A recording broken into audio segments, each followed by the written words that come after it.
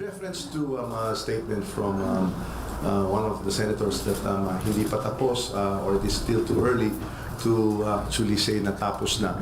The small committee that was created by the plenary has actually met, and we have actually adopted some institutional amendments already whereby some of the funding sources which we will derive from the Department of Public Works and Highway, from road right-of-ways that have been deferred, and also from the COMELEC to the tune of about 5.7 billion, Public Works about 3.7 billion, or a total of 9.5 billion, will be now the funding source for the institutional amendments that the House will now include in the GAB.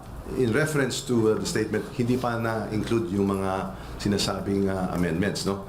And this will go to the Department of Agriculture, particularly for palay purchase. So over 3 billion will be allocated initially there.